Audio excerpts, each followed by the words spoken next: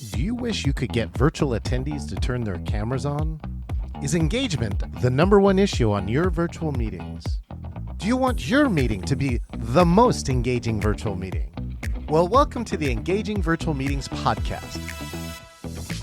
In this podcast, we'll talk to the top people around the world in virtual meetings and give you, the listener, the best ideas to host engaging virtual meetings.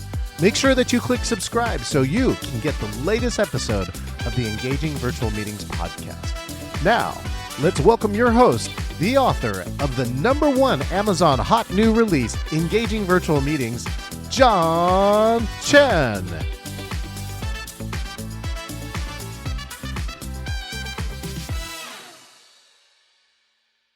It's 2.0, and we got a 2-for-1 today, 2 interviews in one day. If you're watching on social media, make sure and subscribe, share, like, and comment. If you share live on this program, we might even give you a shout out. And if you want all the amazing podcast episodes now totaling over 100, you go to engagingvirtualmeetings.online. Let's see, we have a new episode every Wednesday that comes out. So you can check out multiple episodes and catch up with all the goodness that is on there. We're available on all 13 of the places you can get podcasts. The number 2 spot to get this podcast is Spotify. And this person has actually been to the Engaging Conference last year.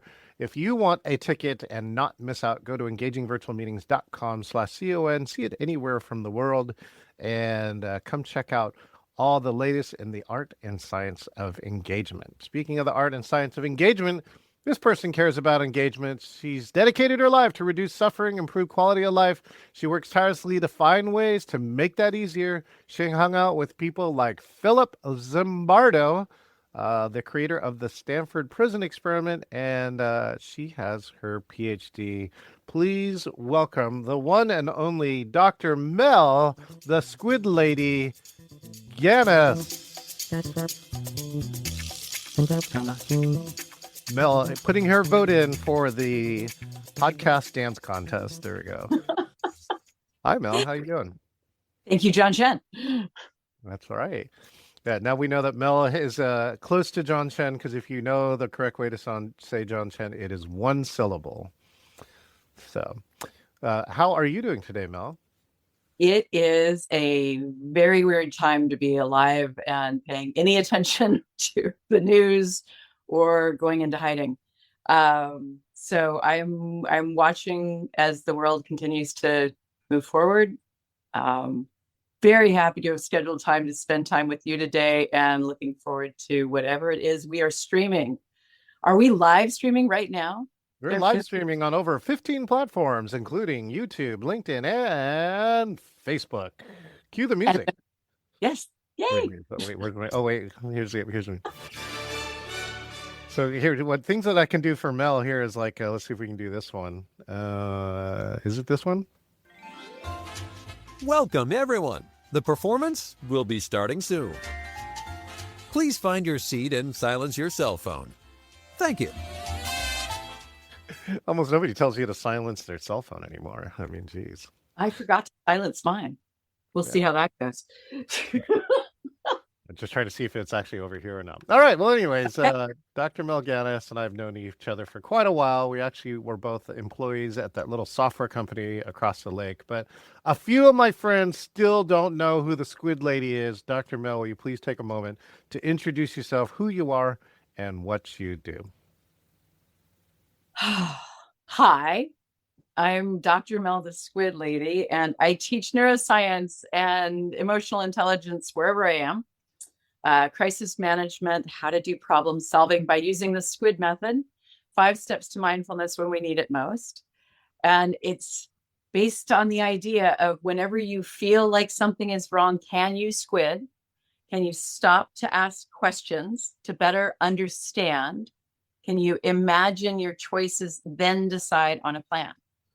So I teach all over the world, and we're on a filter. So this is doing all sorts of neat effects. My focus is on improving quality of life for people around the world through experimentation. Every choice we make affects quality of life. So how's that going for us? Uh, John, I could go on and on about any number of things. Where would you like me to go from here? Well, where would we like to go from here? Where was squid invented? Squid was invented in 2008, the 5 steps, when I was working on a campaign, a consumer protection campaign. How do we help people with in their retirement years avoid being scammed and losing their money to investment fraud? And it came down to, how do we get people who are in the emotional engagement process to pause and ask questions before you write a check? And we were trying all sorts of different things to see how we could increase the likelihood people would ask questions. This showed up on a whiteboard in my head one day, and then on the office whiteboard, and have a friend named Squid. So it was just fill in the blanks. We need people to stop and ask questions. What else do the other letters stand for? So look for a bigger picture. There's more going on than what you're immediately aware of. Imagine choices, because there's more than what your autopilot is telling you to do. And then choose, consider those options and choose consciously instead of just following your autopilot. You'll get better results, fewer regrets, and so on. We're going to give a shout out to Raja39 and the Life in the Big Mango. Somebody's watching in Bangkok, Thailand. You have a friend named Squid? I do. Were they named at birth as Squid? Is that Squid a chosen name? It is a chosen nickname that was given to them by other friends. So we met when he was already known as Squid.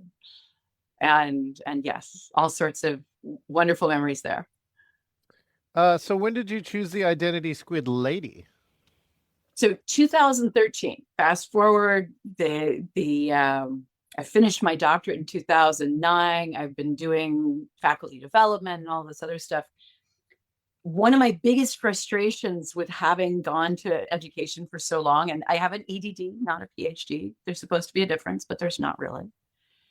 I got so frustrated that you can go to graduate school and you can get access to all of this incredible research that is written in a way no human being should have to read. This is before ChatGPT, which is making things a little bit more accessible in some ways. But all of this fantastic knowledge about how the brain works that I didn't get until I was in grad school, and I needed when I was a kid. And I was just so frustrated that we have to get the research that's unreadable down to the kids who need it. And so this is how Squid was born, as a story. So whenever you feel like something is wrong, can you squid? That's the 5 steps. But you and your squid brain, can you think before you ink? A Dr. Seuss inspired explanation of neuroscience. That was for the 8-year-old that I cared about most in 2013. And the poem came whirring out of me. It's about 2 minutes long now. We've got it in a book on sale on Amazon, and I can tell it quickly here, or I could save it and say people should go and look at the links. We've done it in multiple languages. I will put a link in the chat for the people, because she also has an accessible version that includes English, Spanish, and sign language, I believe. And Ukrainian. And Ukrainian. All right. Yeah. So around that, then let's take a look into this. So how long have you been on virtual meetings? You and I connected, I want to say 21.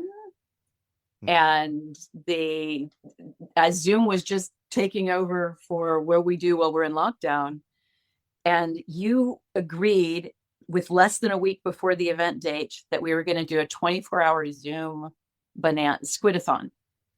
I wanted to be inclusive of everybody around the world. I've got friends in different parts of the world. Hi, Bangkok. And the idea of 24 hours covers all the time zones. And you were down with that. And oh my, and I just got a battery warning. Hope you have a charger over there.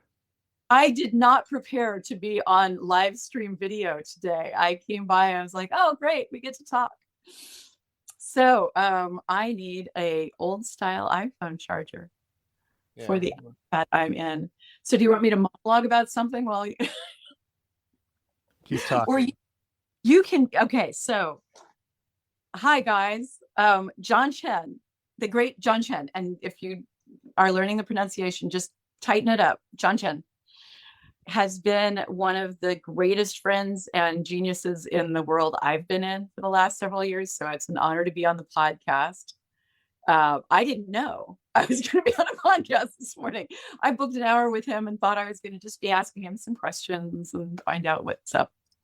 So he has been one of my greatest supporters as I've gone through this crazy journey of going from being a college professor.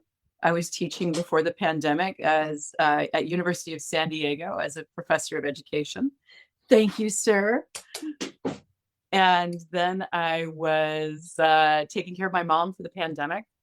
But I've been performing as Dr. Mel, the Squid Lady, since about 2014.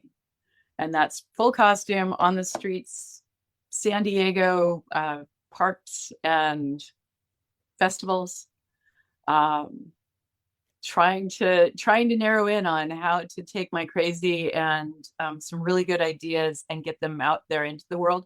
I think we've reached about 20 or 30,000 people at this point, but it's the best idea I've ever been associated with. So I'm trying to figure out how to scale up, especially when the world is going insane. Squids don't have scales. This is true. They do not. They have beautiful skin. Okay, I'm tugging. So Dr. Mel Ganus and I have done some things. She's actually helped out here. She's a member of the NSA Northwest chapter, so she's one of our speakers. I believe she's in the storytelling competition too. Is that correct? It is. And I will be telling that my quest for redemption and why I'm Dr. Mel, the Squid Lady. Is that the topic of the story? It is indeed. Oh. Let's see, what was its applicability? I know applicability is one of the judging categories. Applicability being something useful to take away from the story? Yeah. Yeah, it's this. So why am I doing this is because my choices in the past, but I can give you the current version of the story that I've been working on. We're working on Last Story Standing workshop tonight, in fact. I've been practicing my little 5-minute, no more than 5 minutes. 5 minutes and 1 second is too long. And it's the most I've rehearsed something ever. Well, no, I take it back. I've been performing the Squid poem forever. So I guess that one's really, really. Yeah, I was going to say about something like that. That's true. But yeah, the whole idea of why would I choose this path instead of any of the others? Because I made some horrible mistakes when I wasn't thinking clearly, when I didn't understand what was going on between my ears. And my redemption story, my quest for redemption is I've got to do something so that other people won't make the same horrible mistakes, make fewer mistakes. Hey, everybody listening, it's possible to make fewer really bad choices. You have to spend a little bit more time considering your options when things are going sideways. So is there a mistake you can share to try and help somebody? Yeah, the number one is losing it and squirting ink when there's a person that you care about deeply and you're triggering each other, and the inability to bite your tongue and just hold that urgent need to yell, scream, slam doors, and so on. Just take a beat, take a breath, take a break, and recognize that the people we love most have to deal with us at our worst, but they can only take so much. So we've got to be able to dial it in a notch. And when we're with somebody who is also losing it, whoever can get to calm first can help make that relationship possible to preserve. So when's the time that you personally use Squid? Earlier today. All right. So the friend that I'm staying with is currently without internet, and I have been freaking out trying to figure out how to fix it. And I sat there having a full-on panic attack because I haven't been able to fix it. So the panic is just like, I'm going to die because the internet is down, this technology that didn't exist 40 years ago for us. But it's so embedded in our life that if we don't have it, we're all going to die. And I'm like, maybe that's overreacting. Why am I? How can I calm down here? And just breathing into it and being able to reset so that I didn't get more wound up. And so I was able to be supportive without being a jerk. That helped. We can all be jerks. That's one of the other ones, is look in the mirror and recognize we can all be jerks and be able to apologize. So what was the solution? It is yet unsolved, but the sense of what's the next step is in play. So do we change service providers? Who's going to spend the next hour on a customer service call? Well, fun fact, right? Both T-Mobile and Verizon offer a mobile version of internet, and Verizon's is actually half the cost of T-Mobile's. By the way, I'm not sponsored by neither company, so I don't really. You're not, and thank you for the recommendation, because I think solving this problem might come down to switching services. So $25 a month right now. I don't know if they went up, but that's fantastic. Yeah, but that's one of the pandemic advices I gave out to people was call your provider and ask for the customer loyalty department. And often during the pandemic, I got 10 times the speed, and it actually cost $20 a month less. Wow. Because they want to retain your service to them. And so they have deals once a year they can give you. Okay. The person that I am staying with will be very happy to get your advice. In fact, he asked me to contact you specifically to get your advice. So yay, John 10. All right. Speaking of pandemic, then what did Mel do during the pandemic? It's March of 2020. World shuts down. What happened? Well, so this is like the ultimate like Squid, right? The whole world inked itself. So what did you do? Oh, and everything. That was just such a bizarre year. So 2019 is when I stopped living in an apartment and moved into van life, nomadic lifestyle. My mom had been living in San Diego. She decided to move back to the Kirkland, Washington area. And that was all happening in December and January. So I had just gotten her stuff moved to Kirkland, Washington.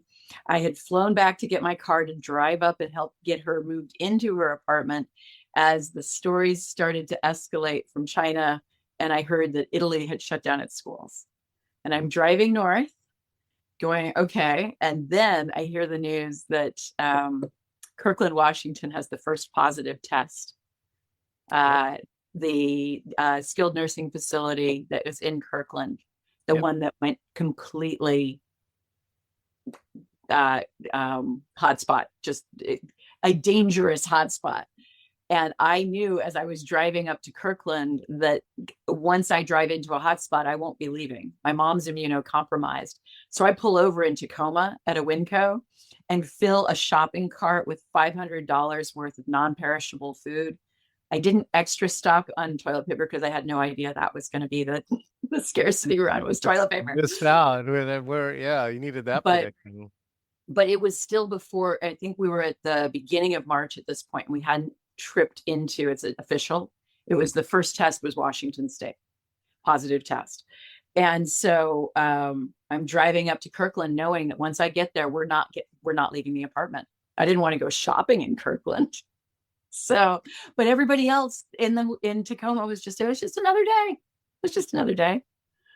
So instead of getting my mom moved in and driving off, I stayed, and we spent 3 years together living in a really amazing apartment. It was a great place to get stuck for a lockdown. We had a green belt of woodland animals that would come and play. So somebody was just remarking about the fact that all the animals came out during the pandemic, that once people stopped driving, that the animals started walking around. And she was in England, right? Are you saying that that's what you saw? We live next to a greenbelt where I don't think it was a pre or post pandemic thing. It was there were squirrels in the trees outside our door. So, but one of the best movies I saw was David Attenborough's The Year Earth Changed. And it showed the upside of the pandemic was that all of the other animals got a shot at having their territories back a little bit. So the Himalayas were visible from cities in India that hadn't had a chance to see them in decades because of the smog. So, yeah. So, John, what were you doing during the pandemic? That's a story I tell here all the time, which is like I lost 15 programs, and of course, changed my entire career. Let me contextualize it with the Squid stuff.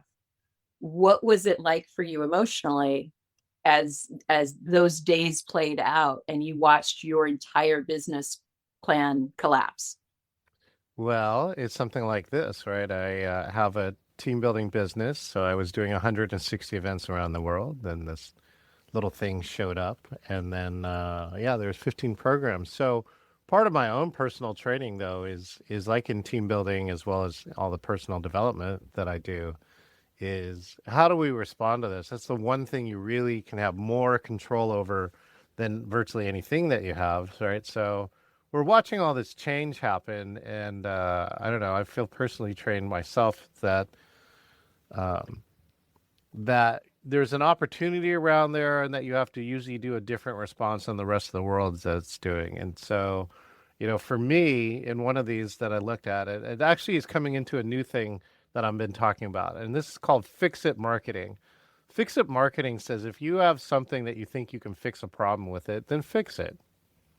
And that quite often, that might be the best marketing that you ever had. I mean, that's how I became actually Jay Abraham's producer at this point, because I fixed somebody's friggin' video. And I just don't have any fear about that anymore. I'm just here to help, right? So what I did is like my history says, I spent over 30 years researching stuff online, wrote this book, and then the part that says, what can I do to help? I put a class up called Virtual Team Building, and just said, well, what can I do to help the world? That's a different question than how am I going to stock up and not die, or how am I going to, steal everyone else's toilet paper, or, what fear thing is happening this other day. I didn't go through any of those. I'm just like, what could I do? And so it turned out that the world was going virtual, and we had already researched it for over 30 years. So I felt like I had something that nobody would buy, by the way, Dr. Mel. Nobody would buy, for 30 years prior to that. But now the context of the world changed, and maybe it was time. And of course, the key here is that 5,000 people took the class in the first year, and it really changed everything about what I do now. So I think in that, right, is that I stopped, I questioned, I asked a different question than most other people. I'm trying to understand what's going on. So this is the other part too, is that, within the realm of friends that I had, some of them military, some of them medical, we went around and said, this is not going to be a month, all right? This is going to be probably 3 years. And we were the only people who correctly predicted that. Everyone's like, we'll be back in January, or we'll be back in July. The world will be back to normal in July. And that did not happen, right? So by having the true understanding and guessing, it was a guess, but we predicted correctly with that. It allowed me to make decisions that were radically different than most other people. So I imagined a new world. I decided, and it ended up changing my life. And do you feel like of the different journeys you could be on, do you feel like you're on path? That the reasons that you're here on the earth, you are manifesting those? I feel like I'm on path almost all the time, though, Mel. I mean, if I'm not on the path, I think part of what I do is I recognize that something doesn't feel right and change it. I mean, that's part of being an entrepreneur. It's like, if I don't like something in my business, it's my fault. So I'm going to change it. And if I don't change it and I still bitch about it, then it's still my fault. Okay. And that's where, okay. So we have some number of people who are watching this now, some number of people who will watch this as we continue on. You just brought up the entrepreneurship, and this is where, John Jen, I struggle. I have all of these great tools, and I have just today connected with someone I've known for quite a while who now has availability to be an assistant and help me produce the stuff we're working on, who is bilingual and capable of being Professor Burbo. So we are going to try ratcheting up the activities that I have been backburnered on for so long here, and use your strategies for getting the word out there farther. Like fixing the book, because the book, it's out there, but it's not done yet. And this guy who passed away last October, Philip Zimbardo, you mentioned at the beginning. Yep. Philip Zimbardo, one of the greatest contributors to psychology of all time, notable for the Stanford Prison Experiment, but completely misunderstood in that was something he did in the 70s. And what he did after that, he's one of the greatest contributors to psychology. He died last October before a bunch of other things happened. And he's waiting for this book to be re-released with an updated collection of stuff. And I have to finish it. It's my fault it's not done. So you're the entrepreneur in this case, right? If you're sad about it, it's not done. Right. Either okay. You do something or you don't do something about it. Here's my question to anybody watching, viewing, and so on. I need help completing the movement of these ideas into the public world of childhood education, children's books, production of all of the different things, songs and videos and so on. And I'm looking for fellow creators who are trying to help address the mental health crises that are sort of pervasive around the world, and how to manage the noise between our ears. Mel's link tree is on this podcast, so if you want to see the comments, you can click the link tree and connect. And email me at squidminders@gmail.com and say, hey, Mel, I'm interested in, and how can I support you? Honestly, does this work relate to what you're working on? Because I'm all about finding other people to collaborate with.